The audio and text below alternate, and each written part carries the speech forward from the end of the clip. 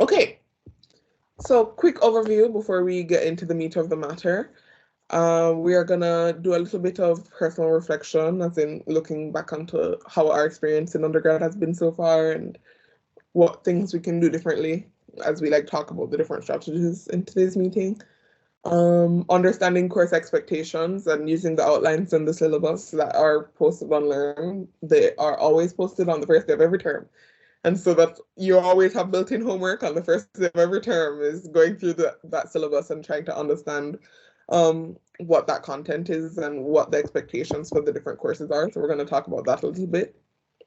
We're also going to be talking about your study space, like where you're doing majority of your work and what kind of qualities we want that kind of space to have.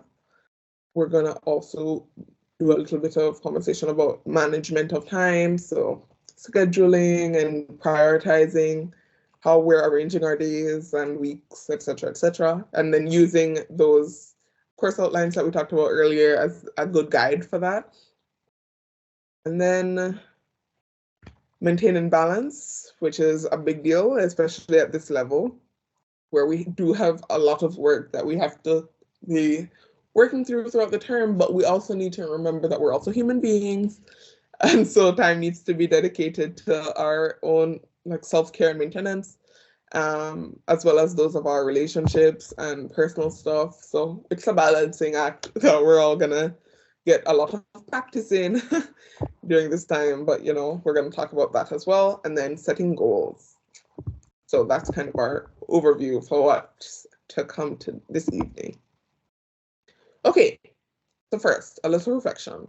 Before we start working on what our plan is for the term, it's important to think about what time management looks for you right now. Like, what are you currently doing? Take a few minutes to reflect on what you've done in the past to manage your time, what strategies you've used, what's been working and what hasn't been. If you're just kind of what I always refer to as running on vibes, which just means not scheduling anything and you're kind of taking things day at a time, that's fine, but we can probably it's a start, it's your start point. Everybody's start point is different, but we can build on that and hopefully get some new strategies and habits that we can start adding to that. But like start thinking about what you do currently. I don't know if I know it's really just a few of us in here, but if anybody wanted to share about what they do right now, I can open the floor to that. Talia created a master syllabus where they have all the due dates. That sounds fabulous. That's always a good first step, get that syllabus and kind of have an idea when things are coming up. Can I ask if it's virtual or handwritten? Like, have you written out everything? Or is it something that's like on a software? Virtual? Okay, great. Um, I printed the outlines and highlight the things to get done. Great. Okay, good. So we're in a good space. We've had our first prep of the term got started, and I think we're in a good place there. And virtual also, I tend to recommend virtual. I know people have their preferences, but I like virtual because I can set reminders. So that's something I always do, but we're gonna get into that. We're gonna get into that. Okay. So where would you go to find, I think we all in this chat have already established that we know where to find these things. Then if we printed out our syllabus and course outlines, but it's important to think about like where all the information would be for the term that we're about to start, right? So how much are the assignments and tests weighted? How much priority should I be giving to one task versus the next, right? I see two more people joined. Welcome, welcome. Just quick apology for the confusion earlier. My link was different, and so I was in a different room. I'm sorry about that. I don't know exactly what happened, but here we are. So now we're talking about it's the beginning of the term, and we need to know where to find all of our content, right? So all the things on the slide listed there are going to be in the syllabus or course outline, which will be on the Learn page. So for each course. And I'm sure we've all found Learn already and have looked around there, but like office hours, the location and the time is always very important to know where those are, especially if you want to be connecting with your profs, which I always recommend because profs are excellent resources, especially if you get to know them and they like can identify you. They're usually willing, more than willing, to give you any information that you're asking about, especially if it's not something that's already listed in the syllabus. So like read the syllabus first and make sure that your questions aren't answered there, because then you're just asking them to repeat. But if after you've read the syllabus you have any questions, the profs are the way to go. And then there also would be listed where you're to go about asking those questions. So if you need to send them an email, or if they prefer that you message them on discussion boards that are like on Learn or whatever other software, all of that information would be in Learn, or in the syllabus, I should say. And then also who you would reach out to for what. So the way this is structured here is just more of what I was just talking about on the previous slide, and that like all of this information will be listed on the syllabus. What happens if there's a missed test or assignment? Like what's the late penalty or the late submission protocol that course has? What's the accessibility information? What are the course breakdowns and the grades, that the weight of each grade for each assignment? All of that information is in the syllabus. And it will vary in detail. You'll notice that as you go through different courses, but usually all of this is standard information that you can find there. Okay. And then, of course, the policies around office hours, etc., etc.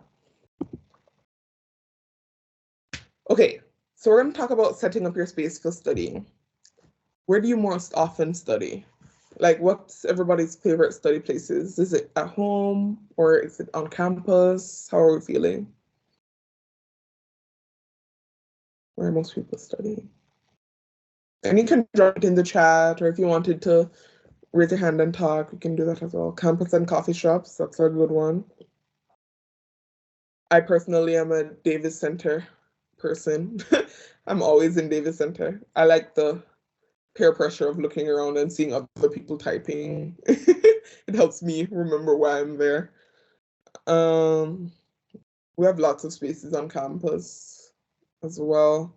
The coffee shop in Environment, it's called like Evergreen Cafe. That's a great spot. But yeah, if anybody had any other suggestions, you can drop it in the chat and we can learn from each other about our favorite spaces. But there's a worksheet that I could send. All of the worksheets that are gonna come up throughout this presentation will be on the SSO website, so the Student Success Office website. You can literally just Google SSO University of Waterloo and it will be there, but I will drop a link right now in our chat.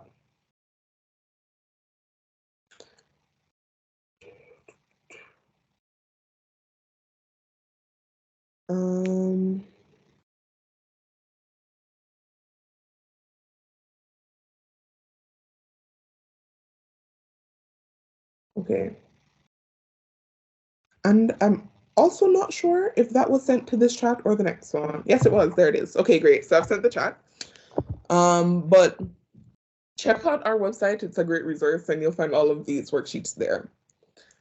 And you can fill it out and raise your hand when you're done. But it just lists some different learning online in the university options. It was probably created during COVID.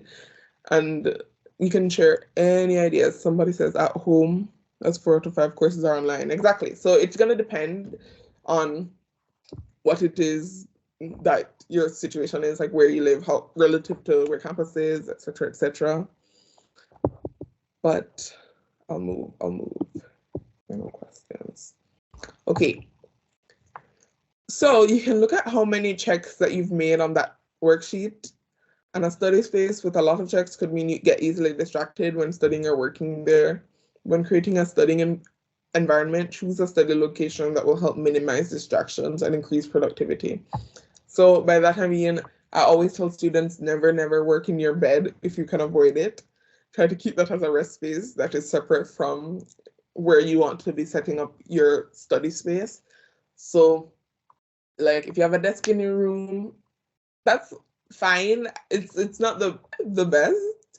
It's better than your bed, but you know, a space that is dedicated to doing work is always a better option. And when you're trying to think of what that space would look like, it's one where you're not going to get distracted easily, where it's not too loud. There's not, some people like studying with your friends, and I think that can be very good and very helpful, but also being mindful of like how you guys are using your time together, and if it's more distracting than helpful, you know, have somebody. I always, especially for friendship group studying together, I always recommend somebody be assigned as like the monitor to make sure that we're not getting too far off of conversation. So like I'll say, okay, we've just been chatting about nail polish for 2 minutes, maybe we should get back. And I use that as an arbitrary example, but you know, check in regularly and make sure that there's not like a TV running in the background that you keep glancing over at. There are also white noise apps. There's one called Coffeetivity. I'll type it here. It's COFFI.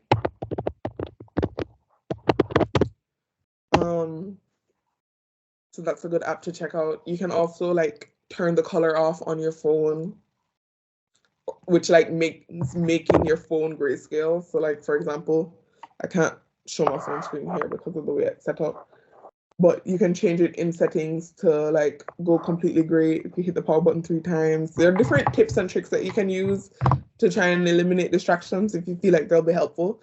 I also will always have my phone on do not disturb. That's a big one for me.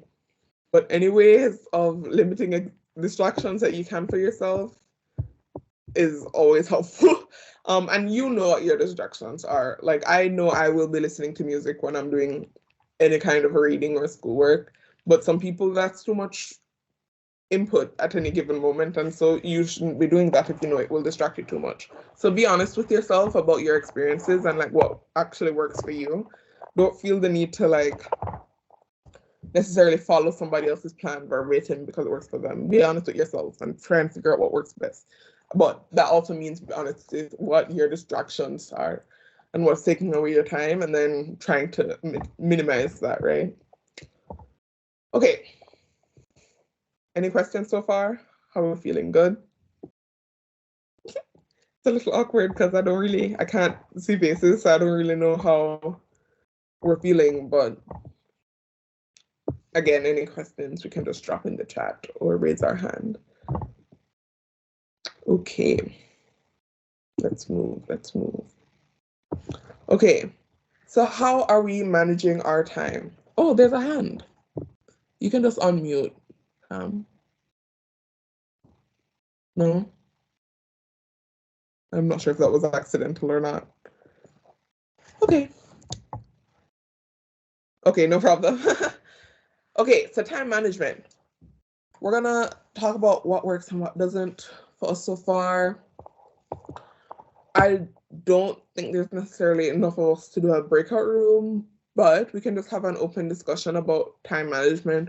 We've talked a little bit about how some people have like printed out the syllabi already or the course outline. But when organizing our time for the weeks, are we mostly doing like to-do lists or schedules on our calendar? How are we planning our time? What's the most common things happening? Or like notes app on the phone?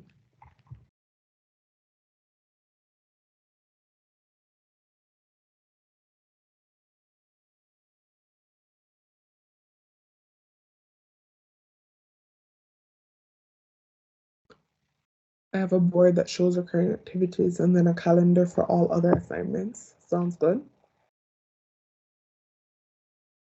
Alu, list on learn. Okay, great. So like different people are doing different things. Also, I should say for the learn calendar, you can, if you subscribe to it, you can copy the link for the calendar and upload it to your Outlook calendar. And I found that very helpful because then all of my deadlines are just immediately uploaded to Outlook. That's been a game changer for me, instead of like me typing out all of the assignments in Notion, which is what I did the year before I learned how to do this, which took me way too long. Everything's already on Learn for most of the courses anyway, and that's something you should check if you do try that, because if a prof hasn't uploaded their deadlines, then you'd have to enter those manually. But yeah, me personally, I'm an Outlook calendar person. So I will, in the beginning of the term, just upload the Learn calendar straight there. And then I will put in all of like my class time blocks, which are my recurring times, and then any other recurring things. So for me, like recently I started going to the gym. So that I put that on the calendar so I can see it. Any work times, I put those on the calendar so I can see them. And the goal is for me to be able to visualize what the entirety of my week looks like, so that I can play around with what the free time looks like, right? So like I just made brunch plans with my friends and I immediately pulled out my calendar to put it in there so that I don't forget. I don't have to carry things in my mind anymore. That's what the phone is for. So I put everything immediately into Outlook calendar. And then I can really see how to play around with my time more.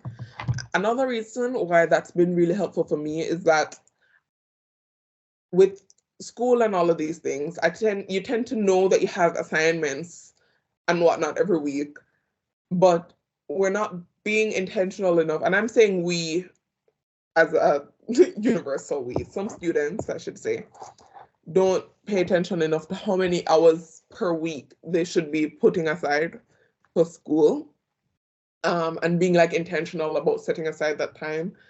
And what I usually tell students to do is to have like a set number of schoolwork hours or schoolwork blocks. So I last year anyway had it in my calendar as Get Working Girly, because it was just for me, it's my calendar, right?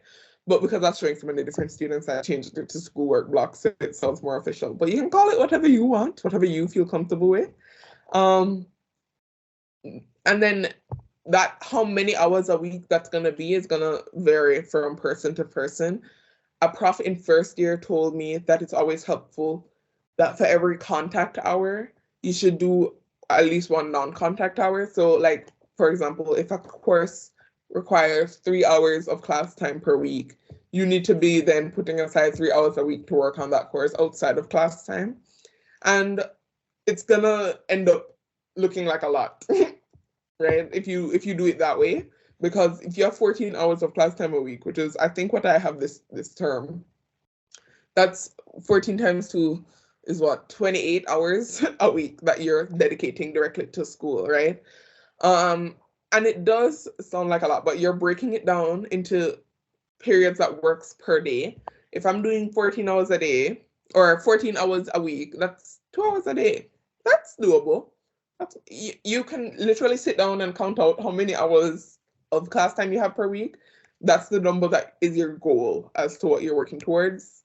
And I think it's a good outline. In the beginning of the term, you might find that it's too much. If it is too much time put aside, you just start working on the next week. I wouldn't necessarily say cut it down. If it is too little, you can obviously add to it if you feel like you need more time than that per week to work on stuff, which some faculties would need, right? If you're doing like a whole bunch of readings or a whole bunch of like math questions that you're working on and it's taking you longer than you thought it would, you can play around with what that time looks like. But I always would say it's more beneficial to specifically plan out when you want to be doing schoolwork, even if you're not being very specific about what you're going to work on during that time. If you have your to-do list separate, you can always reference it and find out what your priority is. But just to say, if I say I'm doing 2 hours a week, 2 hours a day, 7 days a week, then that's a commitment that I'm making to my own schedule. And if something comes up and I have to miss one, then I know that I have to reschedule that somewhere else later on in the week. Somebody says I'm an online student, so there's no actual class time. Okay, in that case, make class times for yourself based off of when the assignments and classes are. So yeah, so for online students, I would say, I think most courses tend to be 3 hours a week or 2 1.5 hour slots. make it for yourself. Make a class time that you'd say, okay, I'm setting aside Mondays at 10, and then 10 to 11:20, which is like a typical class block, I'm working on this online course. And by working on, I mean you're treating that like it's a course time. That's when you're going through the lecture material, the posted materials, any videos that has been posted online. You do that recurring every week at the same time and treat it like an in-person class. I would also like go somewhere specific for it, whether that be your dining table or the library, right? Find a place that we have set aside as a workplace that we talked about that has minimal distractions and treat it like an in-person class, because I think online courses are so easy to fall behind in because it's not as, I don't want to say urgent, but it's easier to ignore almost. And I'm guilty of that myself. I've done that before where it's just like you focus on the in-person classes if you have a mix of both, or, you know, these things happen. I'm struggling with the readings.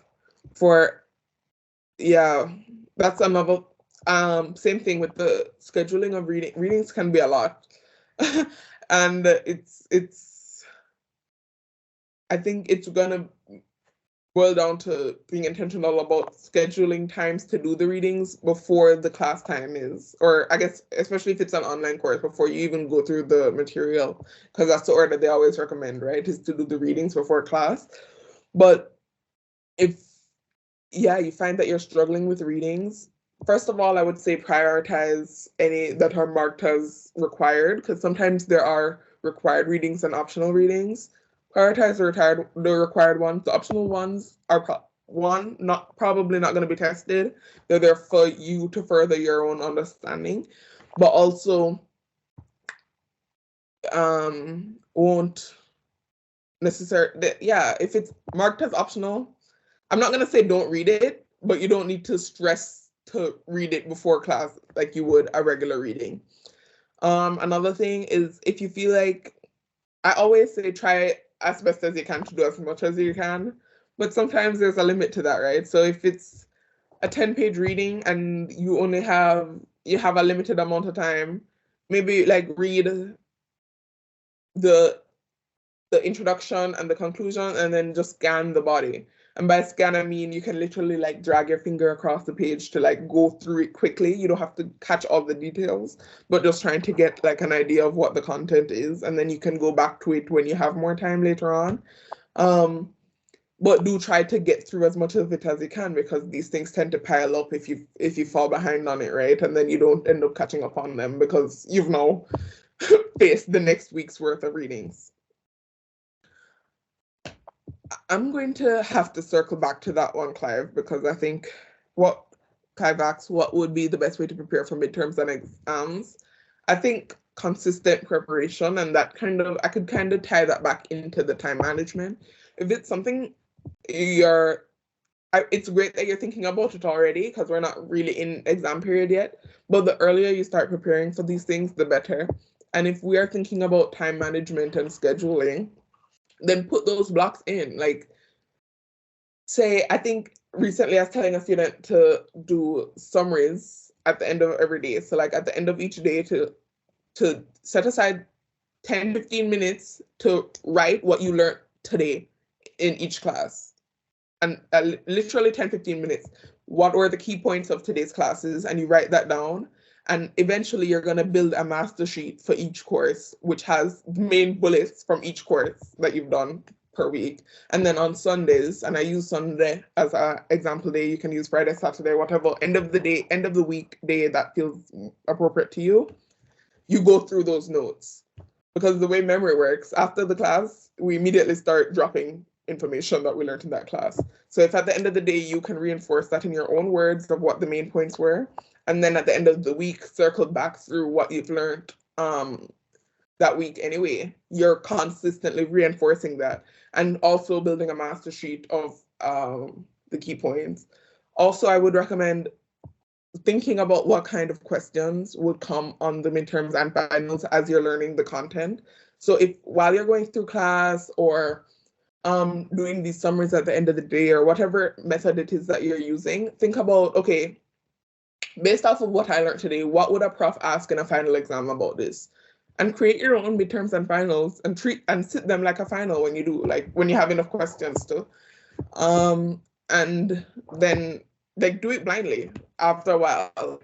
For example, if we've gone through 4 or 5 weeks of courses and you've been writing questions for yourself the whole time, and once you've developed like 20 questions, you can sit down and time yourself and do a test. Find out what room the midterm is going to be in and go to that room to do your practice and treat it like a midterm. And it's good practice to like just get used to the feel of being in an exam. I know a lot of us are coming, especially coming onto COVID, people are just uncomfortable with exams right now. But the more you can like practice that or ask your prof for any sample questions, if that's not something you're comfortable with, ask them. Say, hey, I'm trying to prep for this midterm. Do you have any sample questions? Or if check your textbooks, they might have sample questions, but working questions and seeing what kind of ways that these topics have been quizzed in the past is always helpful. Okay, I feel like I've been chatting a little bit. We might need to switch slides. How are we feeling? How's everybody? We're good? I'm gonna assume we're good unless somebody says otherwise. But I don't want to like dwell too much if I'm just throwing too much information. But okay, let's see. So we're planning our time management and we're looking at our syllabus. And before we start, you need to know course selection. We're hopefully already all like at a point where we're comfortable with our scheduling and our courses and we're comfortable with like our profs and we know what we're doing now. The add drop period I think is ending very soon. The 100% deadline, 100% fee deadline day. I don't know what date is, but I know it's coming up. Whereas like that's the day that you have to drop by. I think it's the 28th, but don't quote me on that. But like knowing these days, they're all like in the syllabus, so it should be on Learn as well. But being aware of those things so you can keep track and like talk to your advisor if you need to. And then our master plan. Okay, so some of us have already talked about making our master plan for the term, which is like all of your deliverables, which are like the things that you need to submit for the term. This plan is not about the details. It's about keeping focus on your most important tasks. So it's going to have like your midterms that are coming up, the finals, the big assignments. This is the stuff that are like the non-negotiables, the stuff you have to do, any presentations and all of those things that you're going to receive marks for. And it's like, you build that list very easily. All the dates will be in the syllabus. And if you have them all in one place, it's just easier to access and reference throughout time. I know some people have already mentioned that they've made one like a sheet or a virtual sheet or something like that. As I've said, all of mine are just directly into my calendar. So I see them like as they're coming up. But if you do have if you do it that way, I think putting in reminders like the week before or a notification reminder is always a good idea so that it's not the week of that the essay is due that you are aware of the essay. You know what I mean? If you need to be able to know what's coming up a few weeks out, even though I don't want you to dwell on it. This school thing is very hard for all of us. We're carrying a lot of stuff and I don't want you to feel overwhelmed. If you're looking at this master sheet that has 30 items, just remember we're doing it one day at a time. But that doesn't mean that we don't think about what's to come every once in a while. So this master sheet is something to be referenced, but just so that you know what you're working on, especially if you do those time blocks that we talked about earlier. This is what you'd look at to know what you need to start working on during those time blocks, right? So just keeping on top of like what's coming up in our schedule and what should I be working on immediately and what can I wait a few days before I start, you know what I mean? And it's about prioritizing what needs to be addressed and when. Okay, so this chart here on the screen, which is also on the SSO website with the link that I sent earlier, is a week by week breakdown. So this is more close to what I do. This chart is like a template, but as I said, I'm using the Outlook calendar. I'm not advertising for Outlook. You can use any calendar you want. The Apple Calendar, the Google Calendar, they're all the same. But just basically having a week by week outline of what your day would look like or what your expectations for each day are. And it's like, you can use it like a checklist, right? Of just like, okay, on Monday I had to see Tom Brown and talk to Jim Carrey and read The Odyssey. You know what I mean? And those were your 3 lists on Monday, and you know that you had those things to do. And if you can see your whole week, if you get ahead, you start on the next thing. If you're behind, you have to now play around with your calendar or your week chart to figure out where you're going to replace these things. Just because you're falling behind doesn't mean it doesn't exist anymore. We still have to address them. And so sometimes that's why you're going to have to do a little bit of flexibility about what events you're going to say yes to this week and what you can and cannot do and say yes to with friends and stuff. But I don't want you to ever completely cut out the people in your life and like the fun stuff. We've talked about the balance a little bit, but this is where the balance comes in, right? So school is a big priority, but it's not the only one. We're trying to keep things balanced, but that's why a term schedule or an outline like this is so helpful, because you get to see where those gaps are and be intentional about how you're using them. And you're going to hear me say the word intentional 50 million times because it's been such a key in my own getting organized, because I think I really used to be a follow the vibes person. And I was just kind of taking things as they came. But honestly, the more that you have written down on your schedule, just the easier life becomes, because then you don't have to really think about it as much. And because you've planned things out with intention, you know that you set something to be done at a certain time for a reason. And so if you do end up not doing it during that time, you've now changed the integrity of your whole schedule and will have to like rework it, which nobody wants to do. So you just end up doing the things. It makes life easier for everybody. Yeah, I mean, like for you, but for everybody as in the collective. Okay, so for in-person learning, remember that you also have to get from point A to point B. You have to remember that you can't put things back to back to back without giving yourself time to travel. Remember that you have to eat. You'll have to like stop to use the bathroom every once in a while. We're not trying to schedule out every minute of every day. There needs to be some flexibility, but you know, just being cognizant about how you're using your time. For online learning, make sure that you're scheduling like live group work sessions that all members can participate. So for example, to discuss project plans or make decisions, we want everybody to be able to attend, and people might be all over the world, right? So it's what kind of time slots can work for most people. So the earlier that you plan those meetings, the better it will be, because we're trying to get so many different people's schedules to align. But I think for my online stuff anyway, I used to just immediately say, okay, we'll do meetings right before class or right after class, because that was probably a time where most people would be around. But trying to like think about making sure that we're all talking about the same time zone. You know what I mean? Little stuff like that. I know Waterloo is Eastern time, like making sure that if I'm saying 12 o'clock, my 12 o'clock and your 12 o'clock is the same time. Like those little things that you want to be aware of when you're scheduling for the term, especially with like online courses, right? Okay. So we just talked about your very specific weekly calendar. If you're doing a monthly calendar, which I know they sell the big printouts at the W store that have like the 4-month blocks. On those, the example here will have like a chem quiz every Saturday, a bio quiz every Tuesday. And this is like, obviously just an example schedule that they have created here. But a monthly calendar allows you to look at your entire term, like basically a month at a time. So any like assignments, presentations, quizzes, midterms, finals, you just write them in there. It's not obviously going to be as detailed as the weekly schedule, nor will it have like the times that are expected for each thing, but you're going to just throw in all of the deadlines onto a monthly calendar.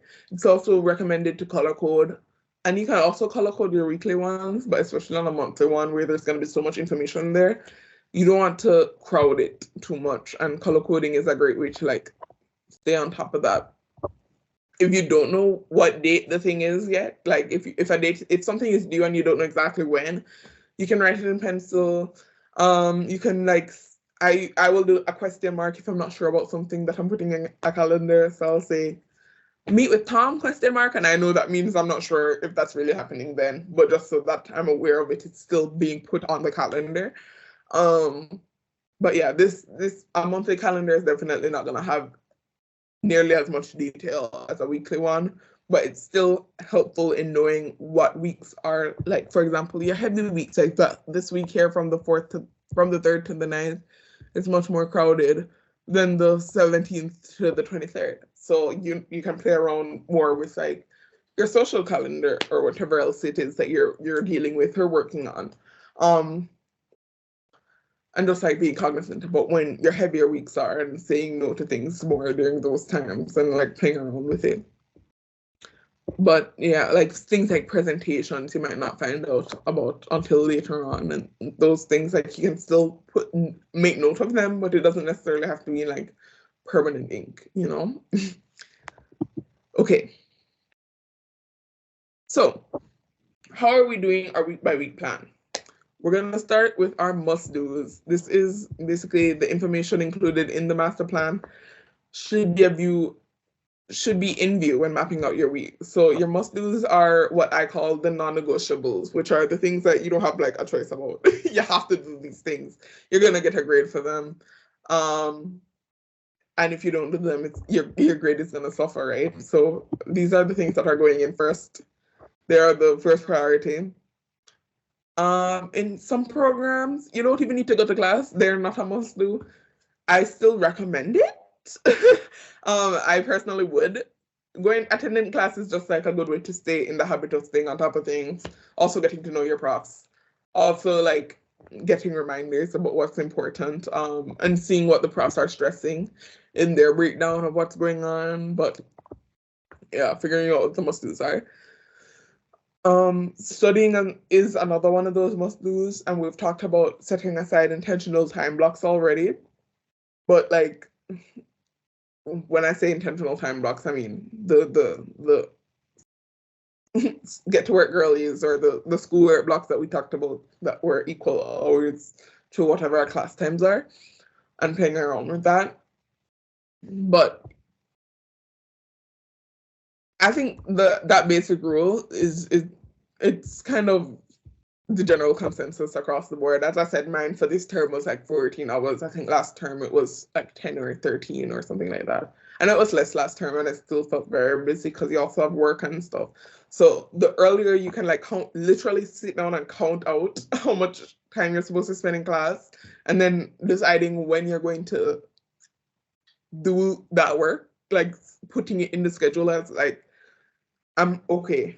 And when I say putting it in the schedule, the way I do it is I just call it a schoolwork block and I work on whatever is most pressing at that moment. Some students are more comfortable being very specific about what they're going to work on in each of those schoolwork blocks. So I would count out my 14 hours. That's for all 5 of my courses. And I'm going to play around with it based off of what I feel is most pressing at that given moment. Some students will say, okay, no, actually, I have 3 hours a week for each of these courses. I'm going to say what schoolwork I'm doing for each schoolwork block, for each of those blocks, right? So I would work on Math 100 on Mondays at 2 instead of just work on anything. I prefer to work on anything, but that's not what everybody prefers. So be honest with yourself about what will work best for you and your scheduling. But don't try the willy-nilly if you feel like it's not going to be the best thing for you, and then you'll end up like just not using that time. It's whatever you will need to make sure that you're using the time most effectively. So especially for somebody that like has a bunch of reading, you'll probably find that some of the readings are 5 pages and some are 20. So if you start with a 5-page reading and you finish it and you still have time in that schoolwork block, get started on the next one. It doesn't have to be in the same topic.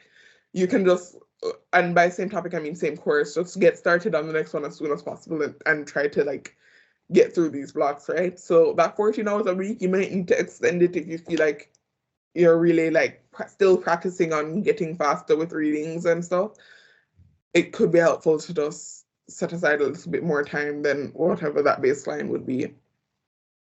And you want to, this plan time for review, ideally the review should occur within 24 hours of learning new material. So that's why I think that helpful, that 10-15 minutes at the end of each day is really, really helpful.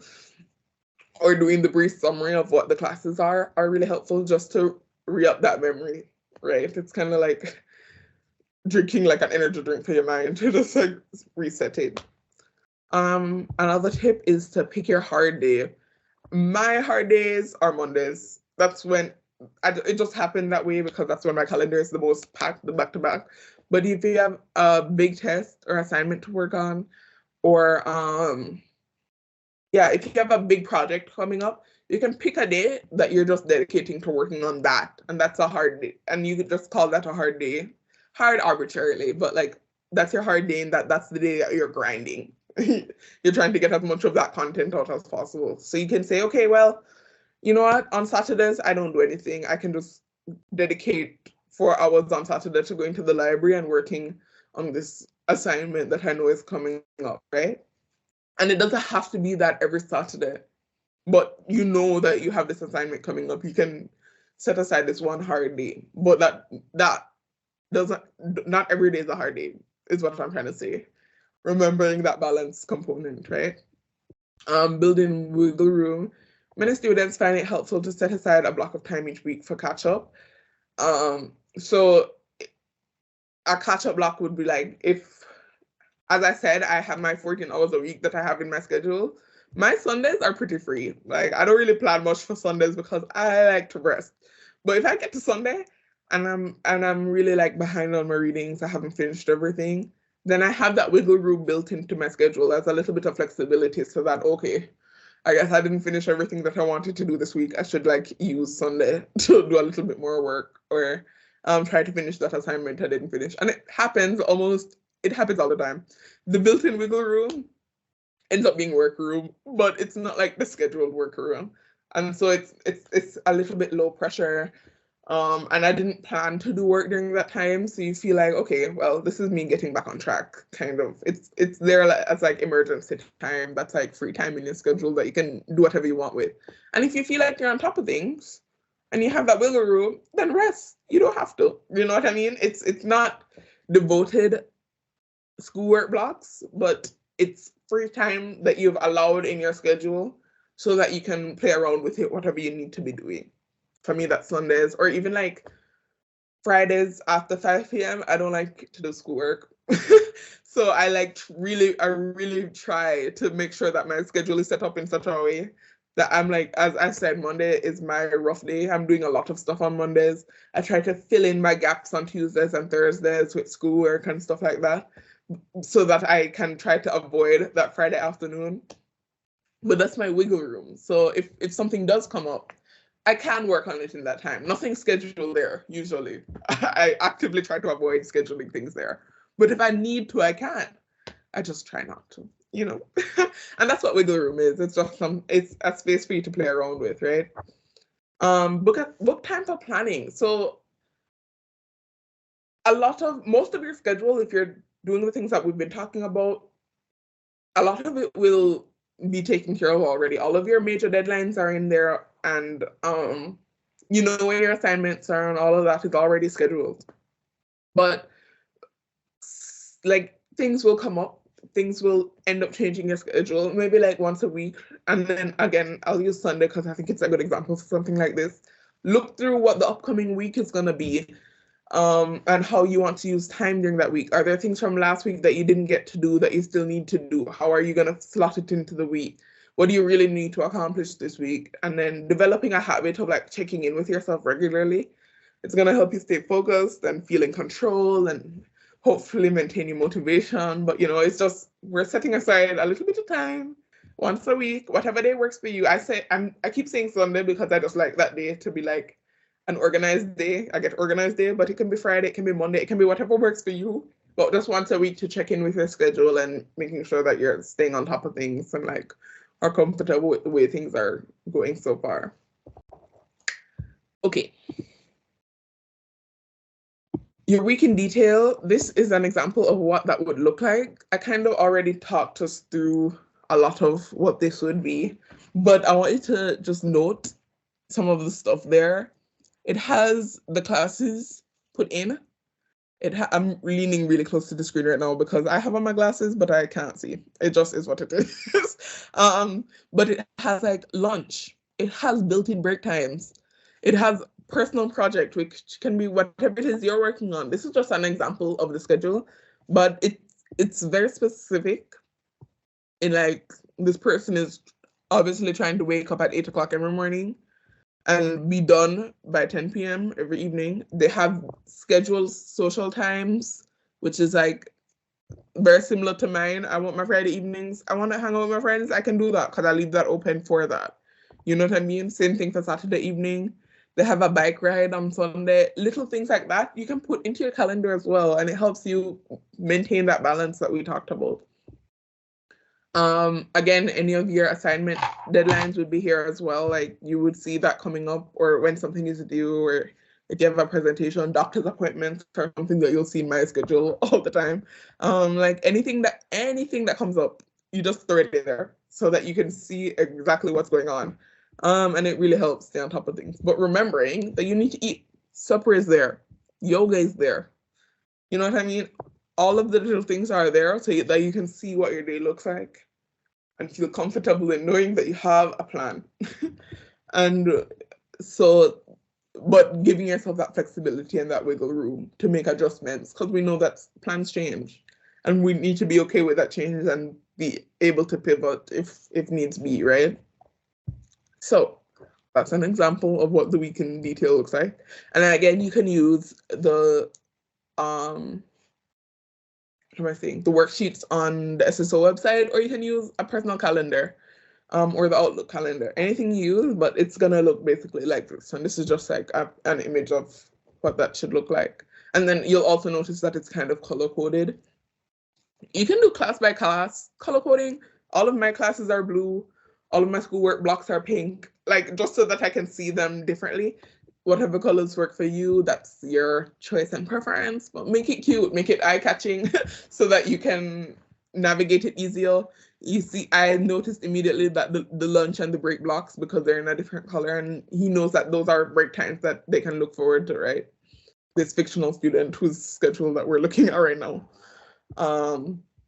But yeah, make the distinctions in color helps. I would like, when I say my schoolwork blocks are in pink, it's because I have it as so like I'll have Courtney's calendar as one calendar on Outlook, the Learn calendar as another one, and I've color coded that one green. And then my input of like my class times and stuff, I have that in blue. So I have 3 different color calendars, and I can turn them on and off at any given point. So I can make it as crowded or as not crowded as I need it to be. Because if I'm looking at my calendar, and it's really overwhelming me because I'm seeing all of the schoolwork blocks and stuff, I can just turn that off if I don't want to see it at a specific time because I'm looking specifically for like class information. You know what I mean? And you can play around with that with virtual calendars. So that's another reason why I like those. But yeah, color coding helps regardless of whether it's virtual or like a physical calendar. You can use different color pens. It helps just with navigating, you know. Okay. This is a less detailed plan, this is not what I'm talking about when I say the go with the flow thing, the go with the vibes. This is not that, because this is still scheduling every day, but it's breaking it up into 3 different slots. So it's doing a morning block, evening block, and an afternoon block. I think they have reminders at the bottom as well. But, and again, this template is on the SSO's website, but this is for if the rigidity of like 9 to 10 a.m. this, 10 to 11 a.m. this, 12, and if that doesn't work for you, it does not have to. It works for me because I will get distracted and like just ignore what I'm supposed to be working on. So I need the rigidity of like a very detailed schedule like we saw in the last slide. But that's not for everybody. Some people prefer this one. And this one is more like you're gonna wake up at some point in the morning. It might be 7, it might be 8. You wake up when you wake up. But then you have econ, and you have to walk to campus and get to econ, and then you can have lunch after that. And this one is more, it's still like mapping out your week in a chronological order, but it's not necessarily specific to any time slot. And this works too for some people. Do what you feel works best for you. And you'll notice with this schedule, they're still trying to sleep in on Saturday and Sunday. And feel free to do that. Do what works for you. Especially since you're making those adjustments after you've accounted for the must-dos, right?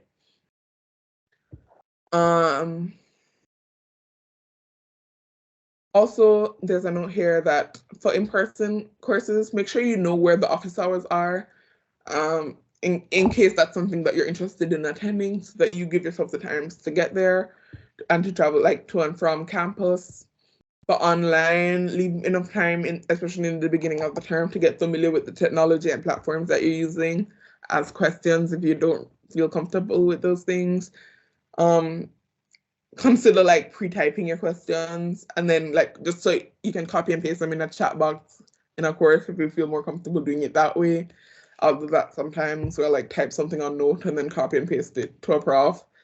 Like anything, you're trying to make your experience as easy for yourself as you can, right? The path of least resistance, which means getting to know all the tools at your disposal as early as possible so that you have easy sailing throughout the term, right? Okay. Weekly to-do list. We also talked about, I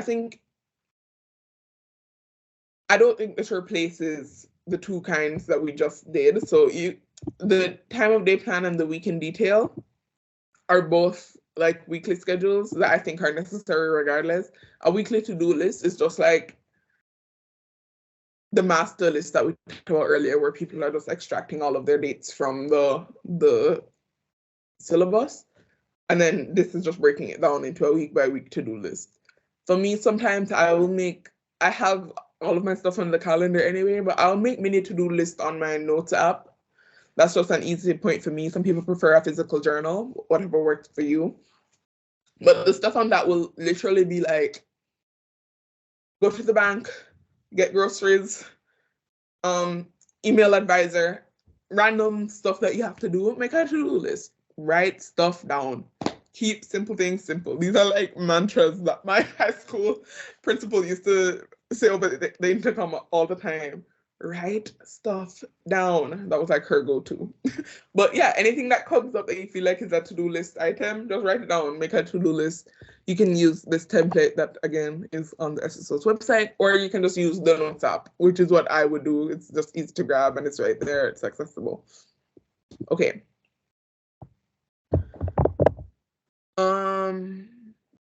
As we said, we're taking things one day at a time, but that we still need to know what the due dates are. So the earlier you map them all out, you don't have to keep checking the major map if you are doing the weekly maps, right? So like, if we've done all of our planning in the beginning of the term and we know that all of our due dates and deadlines are in our calendar, we don't need to carry all of that information in our head anymore because we have it documented and we can reference that as many times as we need to.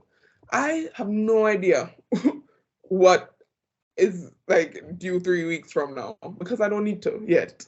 It will come up, the reminder will come up in my calendar when I need it to, because I've set up my calendar that way so that I can focus on what I need to be doing today. So you can make it a habit to spend like 5 minutes each morning to get organized with what you need to be doing that day. I think undergrad can get very overwhelming if you're really carrying the load of all you have to do all term, or this entire degree, I can even say, instead of just like breaking it down into, okay, actually today, Monday, what do I have to do? Or today, Tuesday, what do I have to do? And then sometimes like at night, you're running through all of the things that you have to do in the upcoming week and all of that. Try to carve it back down into, okay, what is tomorrow? And then every once in a while, I'll remember something as I'm about to fall asleep. And I won't even, this is a separate thing because I'm a person that needs a lot of sleep. Like I need to be sleeping also sleep is very important. Make sure when you're doing this calendar, you're giving yourself enough hours, because students tend to neglect that, and it's just self-sabotage. It's not helpful to anybody if you're not getting enough sleep. But all that to say is, if I'm like falling asleep and I all of a sudden remember something that I needed to do, I'll just ask Siri to make a reminder of it. So I'll say, hey Siri, remind me to email Natalia tomorrow at 10 a.m. so that I don't have to like wake up and type it or do something like that. And that is just to say, use all the tools at your disposal. They're there to help you. Use anything you can, like anything that makes your life easier. But yeah, all of that was just me saying one day at a time. There's also like several apps that you can use. There's Microsoft To Do and Evernote and To-Do List and Trello. I'll send some, like, that's one. I know a lot of people like Notion. I actually really love Notion. I don't necessarily use it for scheduling anymore, because as I've said, I use all the calendar for everything, but you can definitely use it to make your to-do list. I just dropped 4 different resources in the chat that you guys can check out, but remember that developing a time management strategy is going to take a lot of trial and error. There isn't one correct way to do things. So try different things out and see what really fits for you. But reward yourself when you've completed tasks and met deadlines too. Like, remember that this is a learning process, right? So if you're finding that things are really working out and you're kind of killing it, celebrate that. That's a win, right? We don't want to just, we are so quick to be hard on ourselves in hard times and not congratulate ourselves in good times. So like, setting aside the time to do that as well, I think it's excellent, right? To say, wow, I really did well on that. I know some people like, I'll buy myself a little sweet treat. Some people like that as like a congratulations to myself thing, or I'll go watch a movie or something. Like, when you're doing well, congratulate yourself for that as well, right? Okay, resources. Planning your time for tests and exams is essential to building a schedule that won't overwhelm you, but there are many resources that you can use to help you out with that as well. I've talked about the SSO website, so the Student Success Office website. They have a lot of resources that they're very, very proud of, including like blog posts and like the peer success coaches. So I'm a peer success coach with the Student Success Office, and you can book meetings with us, me or any other PSC. Like, we're all like listed there. And we have lots of times in person or online if you wanted one-on-one support, like making a schedule or getting strategies. I'm dropping the back planning worksheet into the chat as well. So that's what that last link was. The UW library has an assignment planner that could be really helpful. You could check that out as well. Let me send that. I'm dropping a lot of stuff in the in the chat right now, but these are all just really good resources that the university provides, and I'm a big believer in using the tools at your disposal. Okay, so that last one is the Peer Success Coach sign-up link. If you wanted a meeting with a PSC to help you with your like specific strategies, that's a great way to do it. I know I used to use PSCs before I became one and like had all the stuff, but yeah, that's a great resource. And there are also like warrior study halls, which happen regularly, which has somebody like at the front of the room. It's literally an excuse to work together. And you're doing your own thing in your own corner, but it's like a space where people are intentionally going to get work done, right? So you could check those out as well. I just dropped a bunch of stuff in the chat, but just going through those at your leisure, I think there are a lot of great tips there. Okay.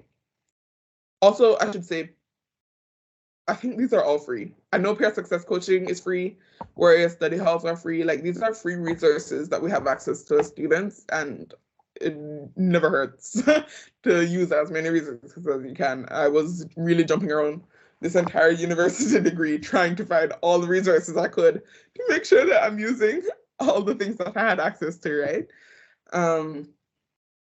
Okay, so how are we including balance? Now that we've talked about how to manage our time, there are some examples that we could do to make sure that we're balancing all of the different things a human being needs to be successful, right? So short term, we can like engage in some physical activity. That's always good to be moving your body in some way. Being intentional about setting aside me time, which we've talked about, and whatever relaxation strategies feel good for you. So that could be from meditation to like video games or skincare or reading a book or whatever it is that is beneficial for you and your person. Set aside time for that and make sure it's included in how you're spending your weeks, right? Because remember, you're a person first. Before you're a student, you're a person, right? So you need to be taking care of yourself. Learn and practice some positive affirmations. Practice healthy eating. Keep a journal and identify what's causing you stress and actively try to minimize those stresses, right?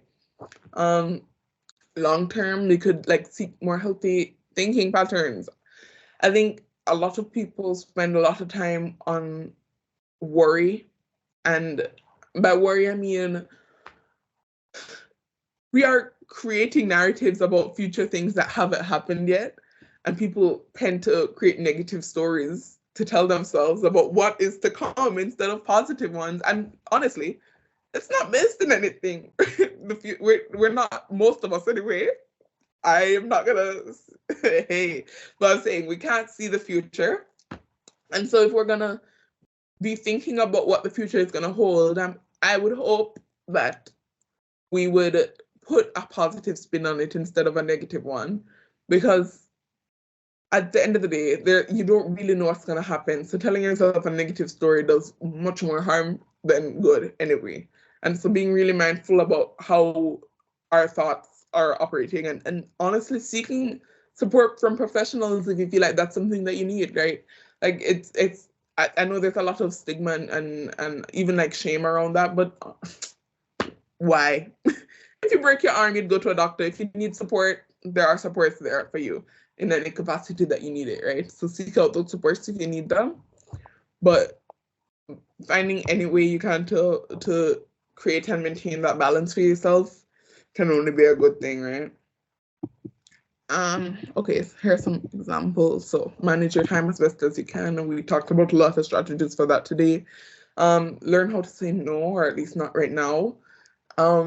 And not feel guilty about that. Learn what's within your capacity. I always talk about not being able to pour from an empty cup. You can't pour from an empty cup, right? So if it's not within your capacity, know what your capacity is and try to respect that about yourself. And then when communicating with others, remember that, right? Make a list to do at a later time. So like a parking lot of ideas and to-do list. That's again like the notes app on my phone that I will just like jot things down in, or me using like the reminders on my phone, or any little of those note apps that I dropped earlier in the chat. Maintain healthy habits and taking care of our physical bodies, right? And then again, I will stress sleeping is so important. Because I know a lot of people just neglect that. But yeah, take care of yourself. Give yourself some me time. Okay, and then ask for support if you need it. Maintaining balance is an ongoing process, which is just like consistently checking in and making sure that you're all right. And then SMART goals. Okay, so you also need to be setting goals, and with goal setting, we always want them to be SMART goals. SMART, of course, being an acronym. So the goals should be specific, like what exactly you want this goal to be. They should be measurable, as in like quantified. Check if it's, so you can know when it's done or what your progress is along the way. It should be achievable, as in shoot for the stars, but it should be something that you can achieve, you know what I mean? Which I don't even need to go into detail for that, but it should be achievable given your available resources. Realistic. A goal should challenge you, but still allow you to be successful. And you decide what realistic means for you. Again, I will repeat, shoot for the stars. But we don't want you to set up unrealistic expectations for yourself either. So Be honest with yourself. That's really the key. And timely. So set a time period for when you want your goals achieved by. And this, so people talk about like a 1-year plan or a 5-year plan, or even like a 4-month plan. But when you're setting your goals, these are the different checkpoints that you should include in your plan for that. So for example, I made a vision board this year, which I don't normally do. I just did it because it was coming up on literally my TikTok For You page a lot. And they were like, make a vision board. So I said, okay. And I use SMART goals when making your vision board. So it needed to be specific, it needed to be measurable, it needed to be achievable, realistic, and timely. So I know when I wanted the things by, what I wanted it to look like, and be very specific about these things, right? Because then that's how you know you'll achieve them. And then remind yourself about these goals, right? As I said, I made a vision board. People will like write them on sticky notes and put them on their bathroom mirror. Or I think last term I would use a dry erase marker on a mirror because that could be rubbed off. Like put it somewhere that you can see it consistently. Check in with yourself, making sure you're not falling into old habits. I'm an overspender. So I'm like, that's something I'm really trying to rein in this term. The amount of hours you're on Netflix or on your phone, checking in with these things. If you need to modify your goals, or if you realize that the goal you set isn't necessarily realistic or isn't realistic within the time period you've set, you can modify it. These are your goals. You can change things around if you want to, if you need to. And if you start to slip and you need to get back on track, set aside time to figuring out how you're gonna adjust that goal to get back on track, right? And then who can help you check in with yourself to see who can help you stay accountable, whether that be your best friend, your roommate, your Don, your peer success coach. Look into what your community of people around you and see who you can depend on or feel comfortable with to say, can you like check in on me and make sure that I'm staying on top of things with these goals? Lean on your community. No man is an island, no man stands alone. And we need each other, right? So I think that's always helpful to have somebody in your corner that you can say, hey, can you check in and make sure I'm doing these things? Okay. So check your progress and get back on track. If you really do feel like you're slipping, you can do the checklist. A lot of reflection is going to happen, especially in undergrad, because we're constantly going to need to be checking to see what's working and what isn't. And we kind of started our session on that today, but the more you do that, the better. So we can make adjustments as necessary as soon as possible. And then you can know if you're falling behind on things. It's going to take a lot of trial and error, but lots of different ways to stay on track. And then, of course, if you need support, get the support that you need, right? And reward yourselves when things are going well. Okay, so we're kind of at the end of our session today. Are there any questions or comments or concerns? How are we feeling?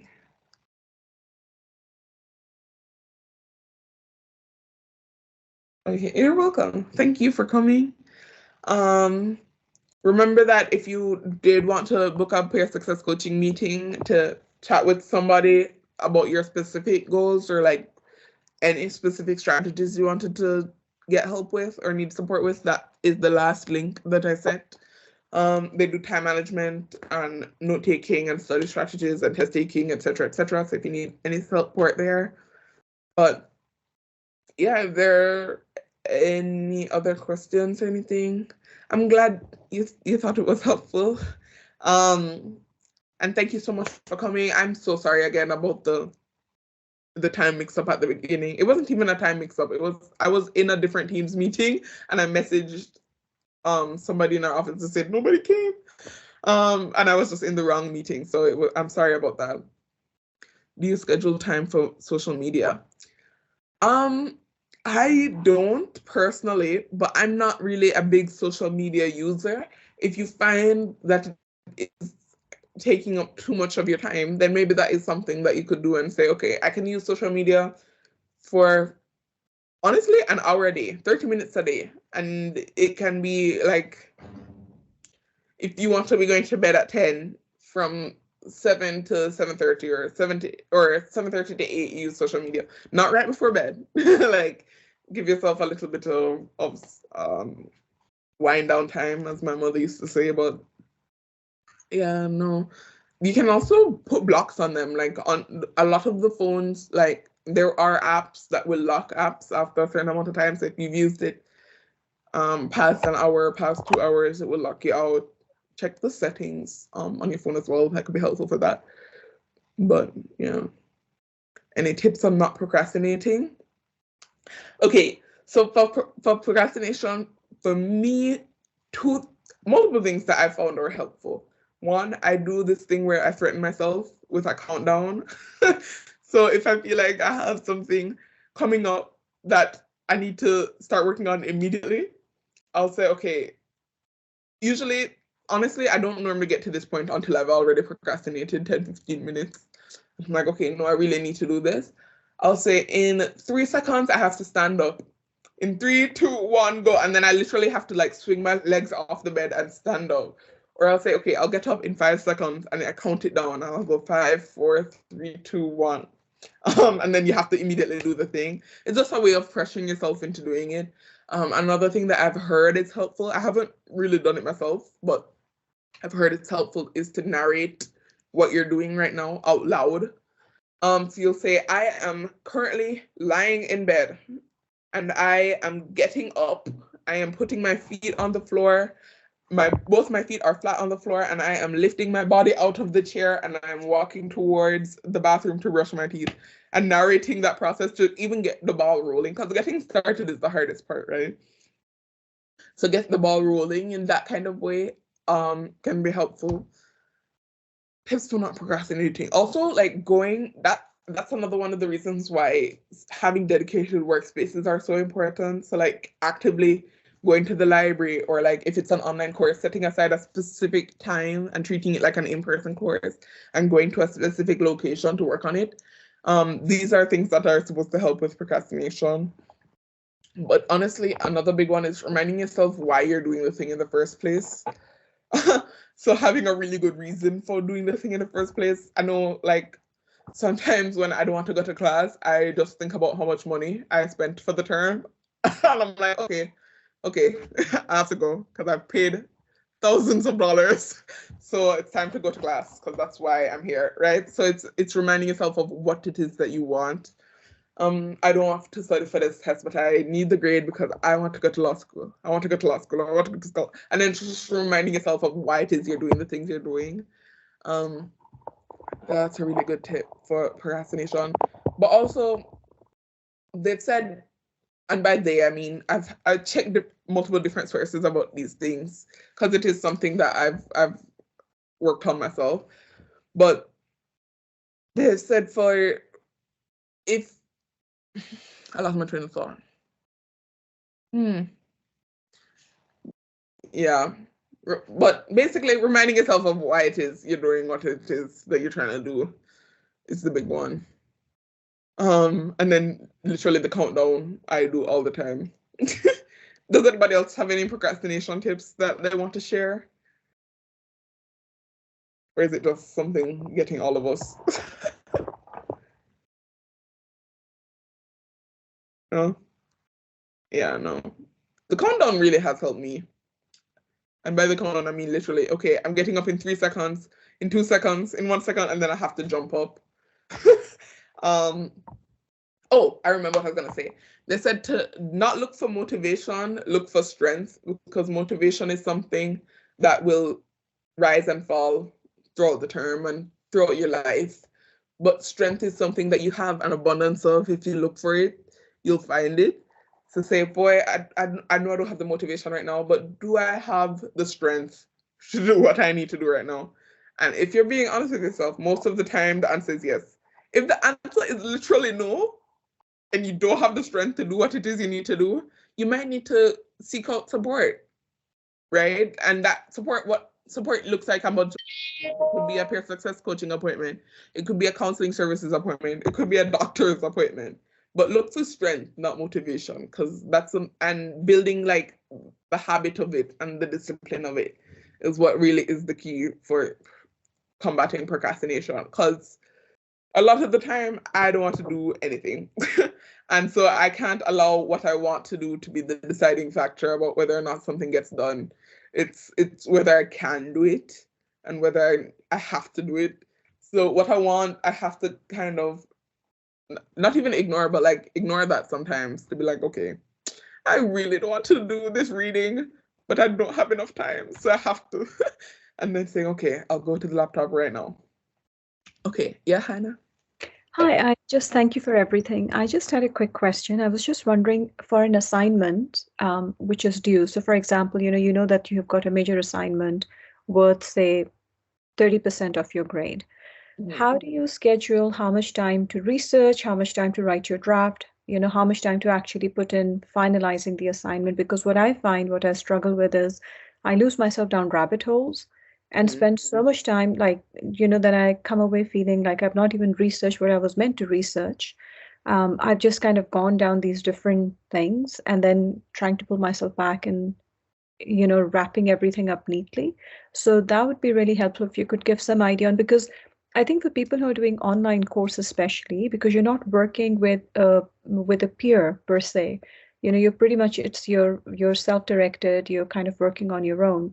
So I think there is a sort of a thing there where you feel like if you're attending a course in class in person, you could you make friends or you have a group and you say, okay, hey, how far have you done this, where are you at? But when you're doing something online on your own, I think it's a bit of an it's been a bit of a struggle for me. So I was wondering if you have any tips for that, like how to kind of divvy up the time in terms of research, prep, draft, finalize. Thank you. Okay.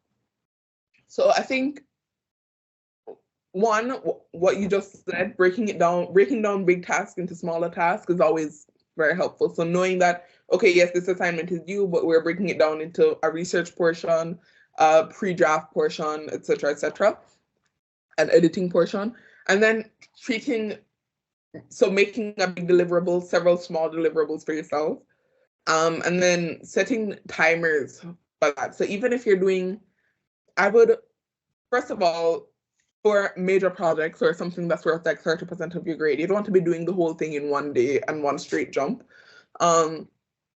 So starting early enough that you have ample time to break it up over several days, and then several of those like schoolwork blocks that we talked about earlier, you could maybe do like the first hour working on this assignment, and then the second hour working on something else and playing around with your time that way so that you're working on multiple things, but making dents in all of the things. With regards to like falling down different rabbit holes and stuff, I know I'm terrible with that, with like Wikipedia and all of those websites. You immediately start researching these other things, or a word comes up that you don't know the meaning of, and then you're falling down that. What I think can be helpful is either literally setting multiple timers or consistently checking on the time and saying, okay, if I've broken down this research paper into 3 subtopics, I want to finish this paper by Friday. I have every 3 days, Monday, Tuesday, Wednesday, I want to be working on it. By the end of Monday, I want to finish this section of the paper, or I want to have set smaller goals for yourself. I want to have like 500 words typed, or I want to have this section researched, or whatever it is that you set it as. And then check in every like 15 minutes to make sure that you are back on that track. So if that's a timer that you're setting, that's gonna literally go off. Or I know some people will have like a cup of water, and then by the time the cup of water is done, you take a break and walk around, like a lap around the room, and then come back to it. But that is just like a way to break out of the reverie of whatever it is that you're in. So if I've been typing for 10-15 minutes and the water is done or the alarm went off, I can now check in and say, okay, what did I just do in that time period? Am I on track still? Like, what do I need to adjust? What do I need to move on to a different aspect of the project and then come back to this aspect, or start researching a different section of my thesis question or whatever it is. Okay. But yeah, breaking it up into smaller tasks. Also, I see people like set a candle And so like when the candle is at a certain point, they'll take a break or whatever. But taking breaks are also opportunities for checking in. So at the beginning, so before you even, when you're taking a break, say, okay, how did I spend that last 30 minutes? Did I get distracted? Time to rein it back in. You know what I mean? Go make a cup of tea and come back. That's what my dad told me last night when I was complaining about something. But yeah, it's setting up check-in points for yourself, whether that be every 10, 15 minutes or every half an hour, to make sure that you're still on track. And I don't know if a timer would be the best thing for that or like an alarm. Okay. But yeah. Thank you. Okay, no problem. Any other questions? How are we feeling? Good, no, thanks. I think it's been very helpful. And one of the key takeaways that I have, that I'm taking away from this is to actually block time as if, because for doing online course, like what I've been doing was like scheduling a day for a subject and then another day for another subject. But I think then you kind of get bored doing the same thing or reading through the same sort of material. So I think it's a great idea to kind of schedule it as if I was in class time and then to schedule review time as well. I really like that idea. So thank you for that tip.